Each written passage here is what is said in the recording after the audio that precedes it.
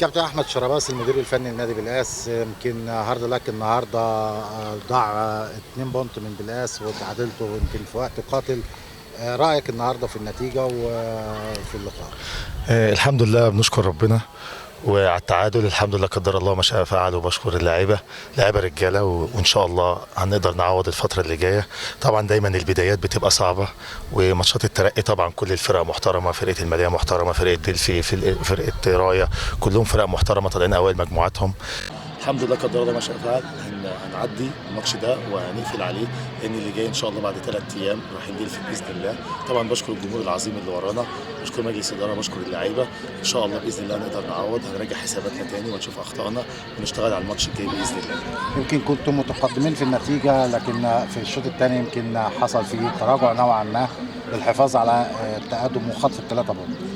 هو المشكله دايما ان يعني ثقافه اللاعب المصري شويه، ان هو لما بيكون عايز يحافظ على هدف او عايز يحافظ على المكسب فبيبقى فاهم ان هو الدفاعيه دي هتبقى. بس انا كانت تعليماتي اليوم ان احنا مش هندافع، لا احنا هنهاجم وعايزين نغطي الهدف ده. بس يعني القدر ما ساعدناش ان احنا نقدر نغطي الهدف ده. الحمد لله قدر الله ما شاء فعل، عملوا اللي علينا. وكبدايه احنا قاعدين بقى لنا شهر ونص، طبعا كان الاعداد في رمضان كانت الدنيا صعبه والامكانيات كانت صعبه ان احنا نعمل ماتشات.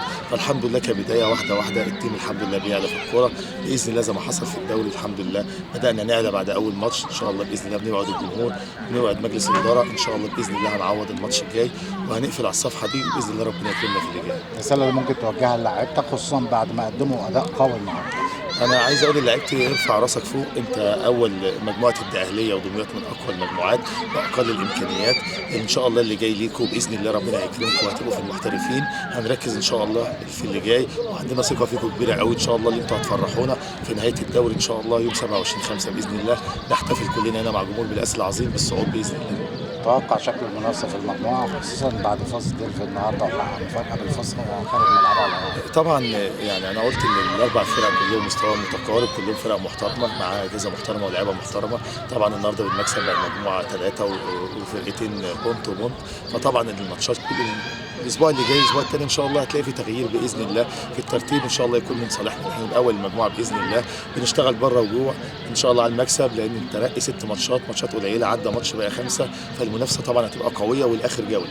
كفاءة كابتن احمد ان شاء الله. تسلم يا كابتن.